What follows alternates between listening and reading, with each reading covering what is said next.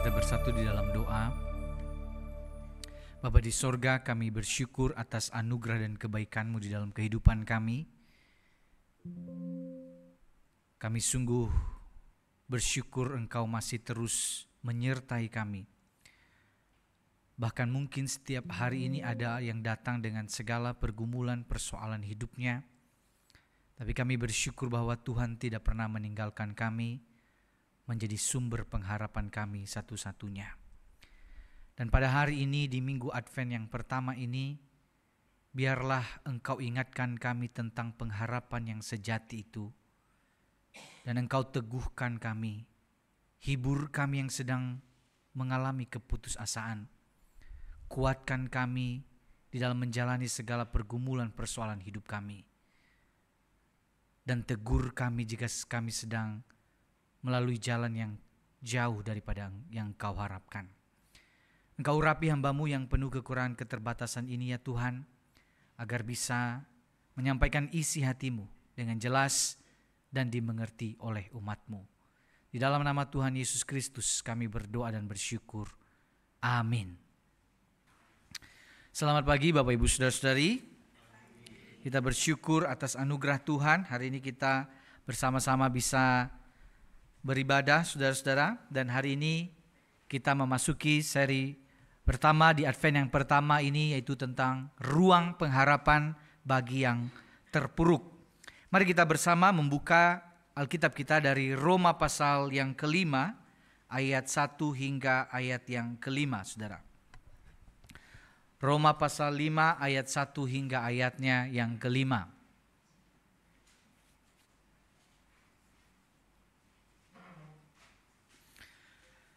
Roma pasal 5 ayat 1 hingga ayat yang kelima. Saya mengajak kita membaca bagian ini secara bergantian. Saya terlebih dahulu dan kemudian Bapak Ibu Saudara-saudari bagian selanjutnya. Saya mulai dari ayat pertama. Firman Tuhan berkata demikian. Sebab itu kita yang dibenarkan karena iman hidup dalam damai sejahtera dengan Allah melalui Tuhan kita Yesus Kristus. Melalui Dia kita juga beroleh jalan masuk oleh iman ke dalam anugerah ini.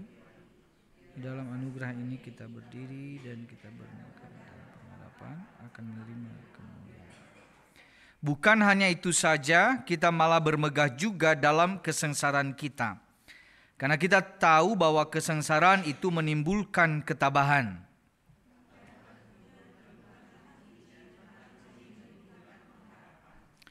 Pengharapan tidak mengecewakan karena kasih Allah telah dicurahkan ke dalam hati kita oleh Roh Kudus yang telah dikaruniakan kepada kita. Sedemikian jauh pembacaan firman Tuhan Bapak Ibu Saudara-saudari. Saya mau tanya Bapak Ibu, pernah kesal sama seseorang? Pernah? Sering? Ada yang hari ini kesal sama seseorang, saudara? Bapak Ibu Saudara, kalau relasi kita sedang tidak baik-baik, kita sedang kesal dengan seseorang, biasanya apa yang kita lakukan ketika bertemu dengan orang itu? Apa saudara? Cipika-cipiki sama orang itu? Saudara, satu kali, saya kasih satu cerita seperti ini. Satu kali sepulang dari pasar, saudara, ada dua orang ibu-ibu yang saling bermusuhan. Kemudian tanpa disengaja mereka bertemu di satu gang sempit dan cuma itu satu-satunya jalan, saudara. Gak ada jalan lain, gak bisa belok-belok lagi. Mau tidak mau berpapasan. Karena saudara, karena mereka bermusuhan, belum berdamai, maka waktu mereka berpapasan, apa yang mereka lakukan? Buang muka, saudara, lihat tembok. Dalam hati berkata, lebih indah tembok ini daripada wajah orang itu. Tapi sekarang bayangkan kalau kedua ibu ini adalah yang dulunya bermusuhan tapi sudah berdamai. Apa kira-kira yang akan mereka lakukan di gang sempit itu, saudara? Mereka pasti ngobrol, saling lempar senyum, saling bertegur sapa. Dan saya pastikan saudara, kalau itu jemaat GKPKR itu waktunya lama ngobrolnya saudara. Bercengkrama, saling bertukar informasi dengan password. Jangan kasih tahu yang lain ya Ci. Ini cuman sama Cici aja saya kasih tahu. Saudara, saya pikir itulah yang terjadi ketika relasi sudah pulih, pasti lebih bisa damai sejahtera. Tetapi kalau relasi belum pulih, melihat wajah orang itu, saudara, rasanya kita tidak akan pernah menyukainya. Melihat wajah. Ketika relasi kita belum baik, belum dipulihkan, hati kita tidak tentram dengan orang itu. Hati kita tidak ada damai saat berpapasan wajah dengan orang tersebut. Sekarang coba bayangkan relasi yang belum pulih dengan sesama itu menghilangkan damai di hati kita. Apalagi kalau kita berbicara tentang relasi kita dengan Allah Sang Pencipta kita. Saudara-saudara, ketika manusia pertama berbuat dosa, itu amat sangat menyakiti hati Allah. Akibatnya waktu itu manusia pertama diusir dari hadapan Allah. Akibatnya relasi antara Allah dan manusia itu menjadi rusak, terputus, saudara. Sejak saat itu manusia disebut di dalam Alkitab sebagai seteru Allah, musuh Allah. Ketika relasi antara Allah dan manusia itu terputus, maka tidak ada damai sejahtera di hati manusia. Karena relasi dengan Allah belum dipulihkan. Nah, persoalannya kita ini tidak bisa menyelesaikan masalah ini. Kita tidak bisa memulihkan relasi kita dengan Allah, sama sekali tidak bisa. Oleh karena itulah, karena anugerah dan kasih Allah, Ia berinisiatif untuk memulihkan relasi dengan manusia. Ia mengutus anaknya yang tunggal, Yesus Kristus. Ia rela mati menjadi korban pendamaian supaya kita dan Allah dipulihkan relasinya. Maka saudara, di Roma 5 ayat 1-2 tadi dalam versi yang lebih sederhana dikatakan seperti ini. Baca sama-sama ya, yang di slide 1, 2, 3. Sekarang Allah sudah menjadikan kita sahabatnya dan bukan musuh. Karena kita percaya kepada Yesus, sebab itu dalam hidup kita sudah mengalami hubungan yang baik dengan Allah. Tuhan kita Yesus Kristus, Dialah yang menjadi perantara sehingga kita bisa mengalami hubungan yang baik itu. Saudara, melalui pengorbanan Yesus Kristus, hubungan kita sudah baik kembali dengan Allah.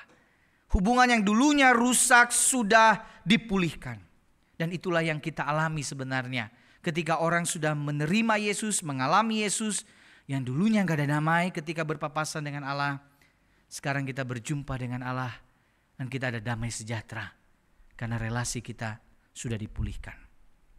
Saudara, walaupun ya relasi kita sudah dipulihkan dengan Allah, ada hal yang perlu kita ketahui juga bahwa sebagai orang yang menjalani hidup dengan tengah dunia ini, pemulihan relasi ini tidak membebaskan kita dari yang namanya penderitaan, kesengsaraan, pergumulan, dan segala berbagai persoalan-persoalan di tengah-tengah dunia ini.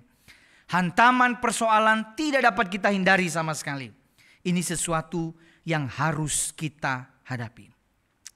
Saudara-saudara, ini sudah memasuki bulan terakhir di tahun ini, saudara.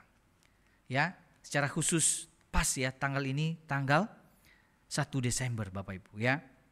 Coba kita ingat-ingat saudara. Sudah 11 bulan Tuhan izinkan kita lewati tahun 2024. Ingat kembali bagaimana 11 bulan ini saudara. Adakah momen-momen terpuruk dalam hidup Bapak Ibu Saudara-saudari? Adakah momen-momen rasanya pengen nyerah aja ikut Tuhan? Adakah di dalam tahun ini, bulan-bulan tertentu saudara mengalami apa itu yang namanya terpuruk di titik terendah? Atau mungkin saudara ada yang datang dan berkata, bukan bulan lalu, bukan 11 bulan yang lalu Pak. Hari ini saya lagi terpuruk sekali. Saya lagi mengalami banyak masalah hidup. Saudara-saudara, mungkin ada yang datang dan berkata, aku terpuruk karena badai yang menerpa keluargaku. Aku terpuruk karena bergumul dengan sakit penyakit yang menggerogoti tubuhku. Aku terpuruk karena aku merasa diriku seperti orang gagal. Aku terpuruk karena kehilangan orang yang aku kasihi. Sampai sekarang aku belum bisa menerimanya. Aku terpuruk karena harus dikhianati oleh orang terdekatku. Aku terpuruk karena bergumul dengan kesehatan mentalku. Aku mengalami depresi yang begitu berat.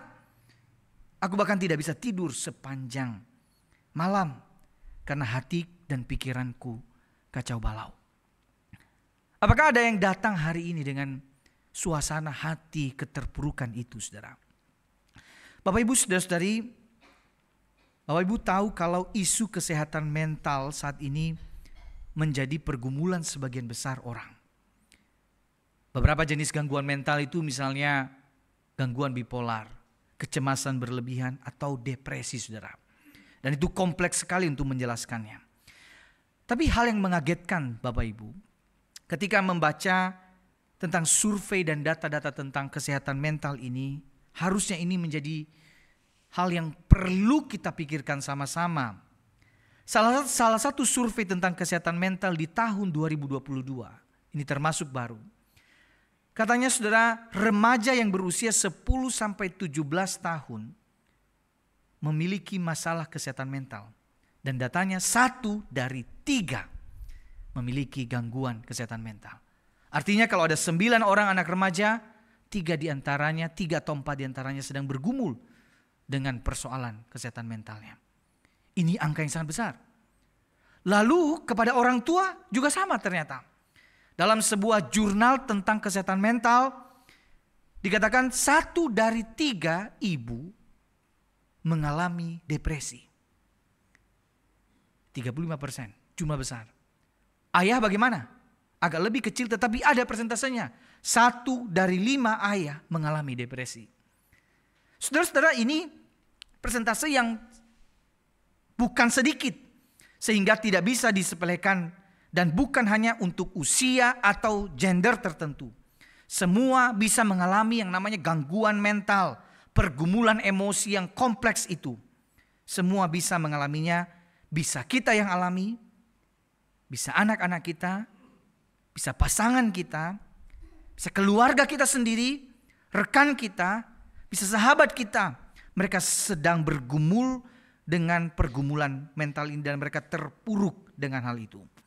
Saudara-saudara, kalau ada di antara kita yang menemukan ada orang-orang seperti ini, maka langkah yang paling pas untuk mereka adalah memahami dan mendengarkan mereka, bukan menghakimi mereka, saudara. Apalagi kalau kita bilang kamu gara-gara kamu kurang rohani, kamu banyak berdosa. Saudara, itu akan menambah tekanan dalam hidup orang-orang seperti ini. Tentu tidak bisa dilepaskan dari dosa pada umumnya, tetapi penerimaan dan rangkulan itu menjadi sesuatu yang penting ketika menghadapi orang-orang yang bergumul dengan kesehatan mentalnya. Saudara-saudara, perlakukanlah orang yang mengalami gangguan mental seperti orang yang mengalami sakit fisik pada umumnya. Saudara, ada yang bilang begini, waktu kamu kena diabetes, emangnya kamu bilang begini, ini gara-gara dosamu, gara-gara kamu melakukan banyak hal-hal yang tidak berkenan di hadapan Tuhan. Kita pasti akan langsung mengarahkannya, udah langsung ke rumah sakit, langsung berobat. Perlakukan orang yang bergumul dengan gangguan mental itu sama seperti itu. Memang tidak terlihat, tetapi itu begitu kompleks dan jangan menghakimi mereka. Dan kalau ada di antara kita, saudara, tadi kalau dari surveinya ada 1 dari 5 atau 1 dari 3, berarti mungkin ada sebagian dari kita ada yang sedang bergumul dengan kompleksitas emosi dan perasaannya. Saran saya, saudara, carilah orang yang bijak. Carilah orang yang saudara percaya untuk berbagi pergumulan ini. Ingat, Tuhan sangat mengasihimu. Dan engkau tidak sendirian dalam menghadapi ini. Ada Tuhan. Ada orang lain yang bisa engkau percaya. Saudara-saudara, realitas ini menyadarkan kita semua bahwa semua orang datang dengan pergumulannya masing-masing. Sehingga saya sangat meyakini semua yang datang hari ini, saudara, kita tidak bisa berkata bahwa kayaknya karena dia berkecukupan, kayaknya dia tidak punya masalah. Sama sekali kita tidak bisa berkata seperti itu. Semua orang datang dengan pergumulan dan persoalannya masing-masing. Coba lihat kiri kanan Bapak Ibu. Lihat Bapak Ibu. Banyak masalahnya, coba lihat. Banyak gak kira-kira? Saudara-saudara, semua orang datang dengan pergumulan, persoalannya masing-masing. Tetapi yang menariknya begini. Di tengah pergumulan, di tengah kesengsaraan, di tengah penderitaan, baca sama-sama apa yang di firman Tuhan katakan. 1, 2, 3. Kita malah bermegah dalam kesengsaraan kita. Kok bisa? Bagaimana mungkin kita berbangga di dalam kesengsaraan, di dalam penderitaan? Bagaimana mungkin kita bisa berkata begini? Apakah ini maksudnya puji Tuhan kalau anak remaja aku tidak naik kelas, puji Tuhan aku dipecat, puji Tuhan aku putus cinta, puji Tuhan usahaku bangkrut, puji Tuhan aku sakit. Maksudnya apa Bapak Ibu Saudara-saudari? Bermegah dalam kesengsaraan. Kalimat ini belum selesai. Lanjutannya, kita malah bermegah juga dalam kesengsaraan kita. Kesengsaraan itu menimbulkan ketabahan, ketabahan menimbulkan tahan uji, dan tahan uji menimbulkan pengharapan. Maksudnya kesengsaraan itu, masalah itu, pergumulan itu bisa membawa orang makin terpuruk, makin kecewa, makin putus asa. Tetapi orang yang punya pengharapan dan iman kepada Yesus Kristus yang sudah alami pemulihan relasi dengan Allah itu, saudara, dapat melihat kesengsaraan sebagai latihan ujian iman. Dan untuk menguji seberapa kokoh iman seseorang, maka dia melewati jalan kesengsaraan. Lalu kemudian dilanjutkan seperti ini saudara. Kita malah bermegah dalam kesengsaraan, kesengsaraan menimbulkan ketabahan, ketabahan menimbulkan tahan uji menimbulkan pengharapan, dan pengharapan tidak mengecewakan karena kasih Allah telah dicurahkan dalam hati kita oleh Roh Kudus yang telah dikaruniakan kepada kita. Pengharapan tidak hanya bicara soal nanti, di masa yang akan datang, tetapi pengharapan bicara soal hari ini, sekarang ini. Artinya ia tidak membiarkan engkau berjalan sendirian. Roh Kudus yang selalu mengingatkan kita tentang kasih Allah. Allah sangat mengasihi kita semua. Sehingga walaupun banyak masalah, walaupun banyak pergumulan, kita tetap tabah, kita tahan uji. Dan kita punya pengharapan. Karena kita tahu ujungnya pasti indah bersama dengan Allah. Saudara, pas banget hari ini tanggal 1 saudara. Tanggal 1 disebut sebagai tanggal muda Bapak Ibu ya. Nah, katanya ada 3 jenis orang berdasarkan tanggal. Ada orang di tanggal muda, wajahnya tanggal muda saudara. Karena orang ini baru gajian ya, jadi wajahnya sumringah. Orang yang kedua di tanggal tua tapi wajahnya tetap tanggal muda. Orang ini disebut orang yang punya pengharapan. Nah, tapi ada orang yang ketiga saudara. Orang di tanggal muda tapi wajahnya tanggal tua. Orang ini tidak punya uang, betul saudara ya. Karena habis untuk tagihan ini, tagihan itu, cicilan ini, cicilan itu. Sehingga gak ada harapan lagi padahal baru tanggal muda. Saudara-saudara, pengharapan itu saudara membawa semangat sukacita kepada kita di tengah situasi yang mungkin tidak mudah untuk kita jalani. Pengharapan kita sebagai orang percaya bukan pengharapan abal-abal, tetapi pengharapan disebut pengharapan yang tidak mengecewakan.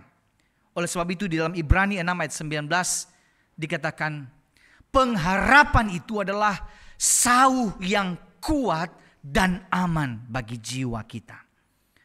Saudara, Bapak Ibu tahu sauh? Lihat aja di gambarnya, itu sauh saudara. Tapi kenapa pengharapan itu disimbolkan seperti sauh? Kenapa saudara? Karena ketika kapal berlabuh saudara, waktu ada badai sauh tidak terlihat bukan? Tapi cengkraman sauh itu begitu kuat sehingga apapun badai, kapalnya tetap berdiri kokoh. Dan itu pengharapan.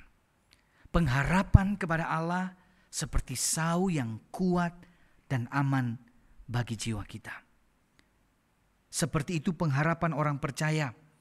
Saat diterpa badai yang dahsyat, ia tetap kokoh karena ia memiliki pengharapan sau yang kuat kepada Allah.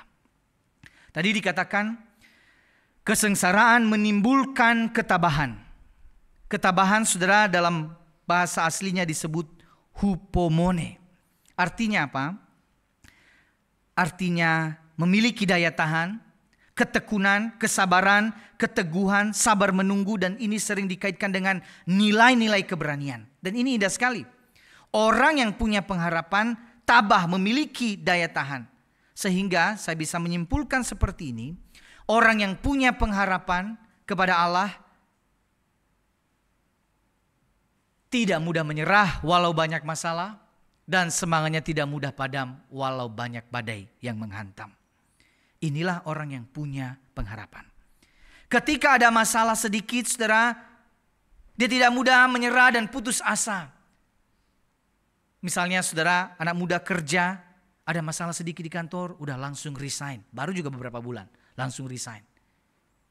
Atau ketika anak-anak sekolah menghadapi kesulitan di dalam pergumulan sekolahnya, dan mengatakan, udahlah, gak usah semangat, gak usah belajar dengan sungguh-sungguh.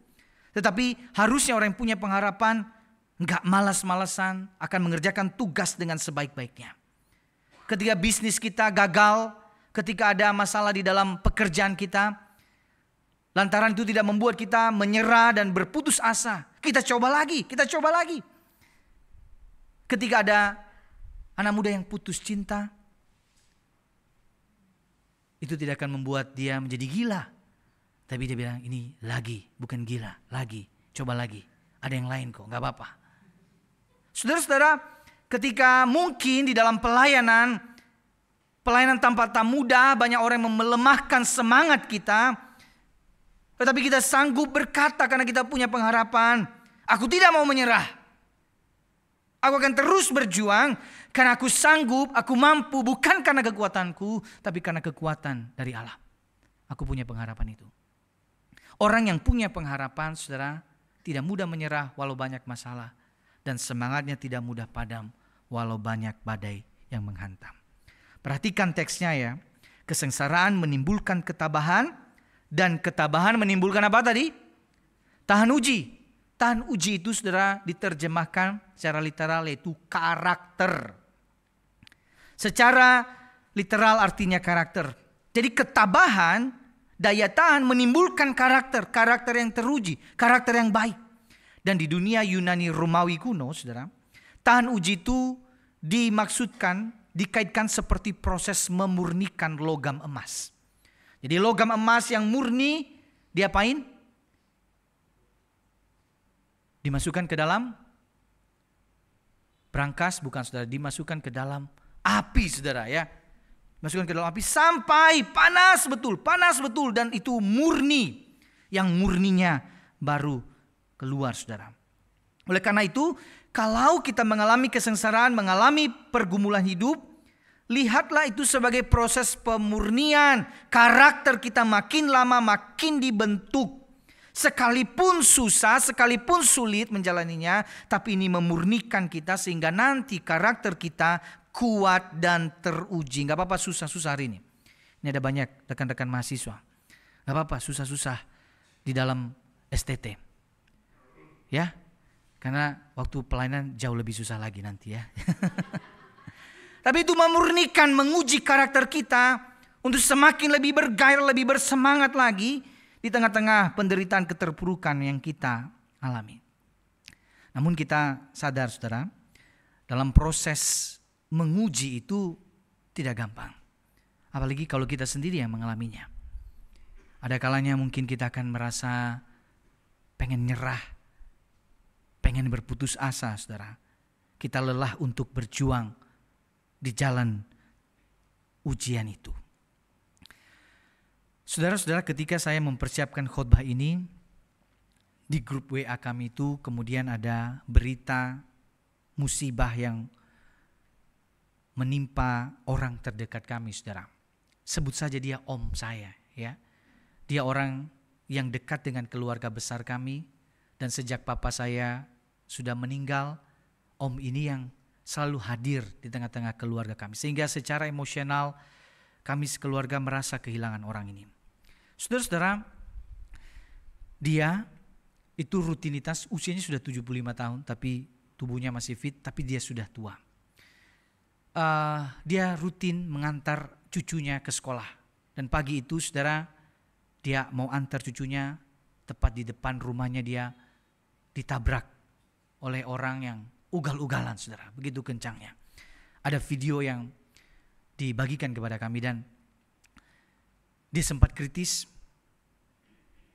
dan tidak terselamatkan. Dan cucunya itu juga sedang kritis saat ini.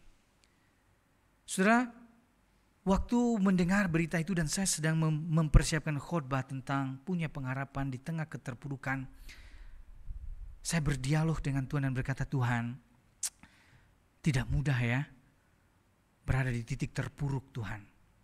Kehilangan orang yang dikasihi. Saya aja sedih, Tuhan. Bagaimana istrinya yang sakit-sakitan mendengar kabar itu. Bagaimana anaknya di perantauan. Bagaimana dengan ayah ibu dari cucunya yang saat ini sedang kritis. Mereka tidak pernah berpikir hari itu akan terjadi musibah seperti itu. Maka saya sampai di titik begini. Kalau tidak punya pengharapan, orang yang ada dalam titik terpuruk pasti akan tetap terpuruk. Tetapi saya bersyukur karena kita orang-orang yang sudah dipulihkan dengan Allah, kita ini masih punya pengharapan. Dan pengharapan itu yang membuat kita, saudara-saudara, tidak terpuruk walaupun keadaannya sangat-sangat terpuruk. Tidak akan ada yang sanggup dengan mengandalkan kekuatan sendiri. Dan di sini kita disadarkan kita butuh pengharapan. Tanpa pengharapan kita tetap terpuruk. Dan kita bersyukur, saudara, pengharapan kita bukan pengharapan abal-abal. Bukan cuman mimpi tentang apa yang akan terjadi. Tapi pengharapan kita, saudara-saudara, adalah pengharapan tentang apa yang sudah terjadi dan sudah tergenapi di dalam diri Yesus Kristus. Ia lahir, ia mati, ia bangkit, dan ia menjanjikan kehidupan kekal bagi yang percaya kepadanya. Dan ia berjanji bahwa nanti ia akan datang kembali. Pengharapan kita diletakkan bukan pada apa yang akan terjadi, tetapi pada apa yang sudah terjadi, sudah dikerjakan oleh Kristus. Sehingga di tengah keterpurukan, saya sanggup berkata, aku tetap punya pengharapan, aku tetap percaya kepada Allah, aku tidak berhenti berjuang, karena pengharapanku itu pasti, bukan pengharapan abal-abal. Bapak Ibu saudara-saudari, saya tidak tahu apa yang saudara sedang alami hari ini. Tetapi jika engkau sedang berada di titik terpuruk dalam hidupmu hari ini, saya ingin berkata, datanglah kepada Yesus di dalam doa, memohon belas kasihannya, memohon kekuatan darinya. Berdoalah dengan sungguh-sungguh, cari dia. Cari dia dan kehendaknya. Karena ketika kita datang berdoa kepada Allah, kita sadar betul bahwa hanya di hadapan Allah ada ruang pengharapan bagi mereka yang terpuruk. Saat ini saya mengajak kita, saudara, mengambil waktu kita untuk berdoa sejenak. Mari kita menundukkan diri di hadapan Tuhan. Sungguh-sungguh fokus berdoa kepada Tuhan. Sampaikan apa yang menjadi pergumulan persoalan hidupmu kepada Tuhan. Kalau engkau ada di titik terpuruk dalam hidupmu, katakan itu kepada Yesus.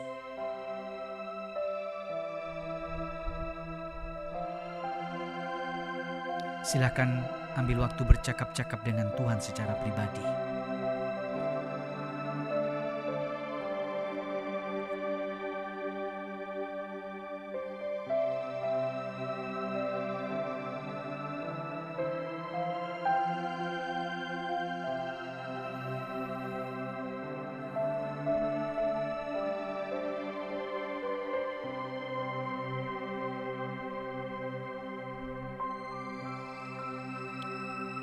Jika saudara mengalami keterpurukan karena akibat dosa tertentu, datanglah kepada Yesus dan akui dosa itu dan minta ampun kepadanya dan ambil komitmen untuk bertobat.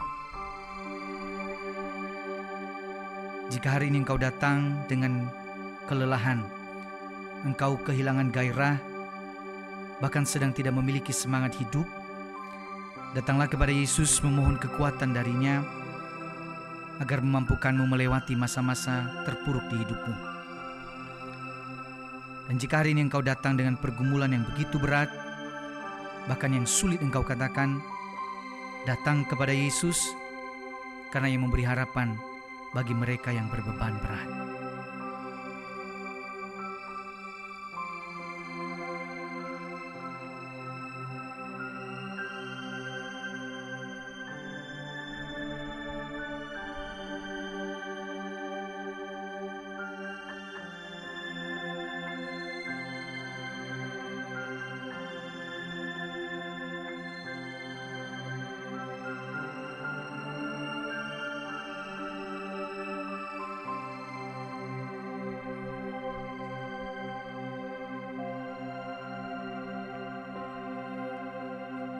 Ketika aku berbeban berat, ku datang kepada Yesus.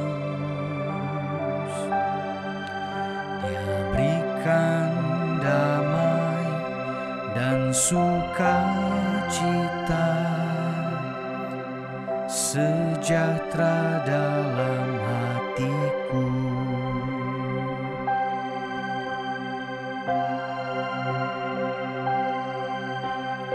Ketika aku berputus asa,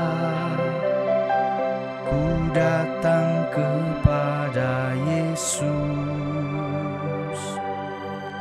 Dia bebaskanku dan lepaskanku. Kini aku jadi baru. Yesus, Yesus Tuhan, mulia nama-Mu. Ku tinggikan, ku agungkan nama-Mu selama-lamanya. Saya mengajak kita berdiri dan mari naikkan pujian ini. Sampaikan dengan hati, nyanyikan dengan hatimu saudara, ketika aku berbeban berat.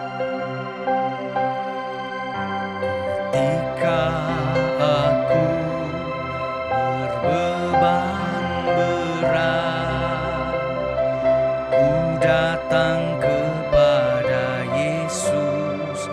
Dia berikan damai, Dia berikan damai dan sukacita, sejahtera dalam hatiku. Ketika aku berputus asa, ketika aku berputus asa, ku datang kepada Yesus. Bebaskanku dan lepaskanku.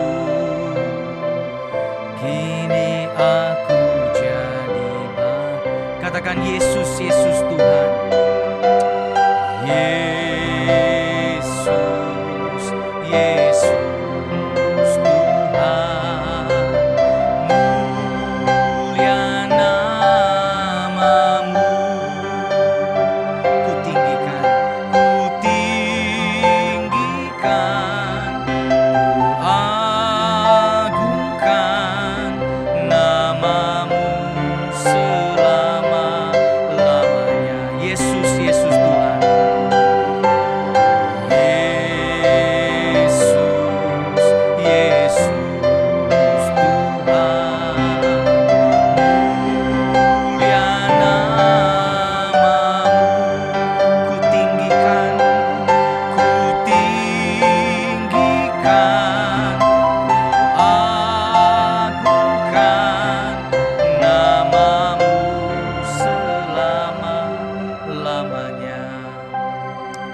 Saudara-saudara, kalau hari ini engkau datang dengan berbagai pergumulan dan persoalan hidupmu, dan begitu melelahkan, dan begitu banyak persoalan yang kau hadapi, dan kalau hari ini engkau ingin didoakan secara khusus, saudara, silakan engkau meletakkan tangan kananmu di dadamu dan saya akan berdoa untuk saudara. Mari kita berdoa. Tuhan, Engkau tahu dan Engkau melihat setiap tangan-tangan yang meletakkan tangannya di dadanya, yang ingin mengatakan begitu lelah, begitu sulit untuk menjalani kehidupan di tengah-tengah dunia ini. Ada kalanya ingin menyerah, ada kalanya ingin berputus asa,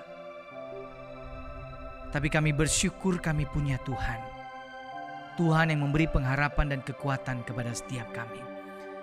Engkau yang tolong setiap umat-Mu yang hari ini datang dalam segala kelelahannya. Engkau berikan kekuatan, Engkau berikan penghiburan, Engkau berikan sukacita di hatinya, Engkau berikan damai sejahtera.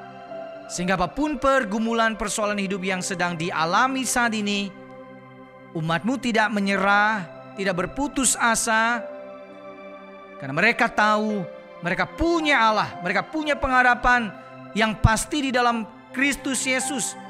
Seperti sauh yang kuat, aman bagi jiwa kami. Engkau berkati setiap umat-Mu, Engkau tolong, kuatkan.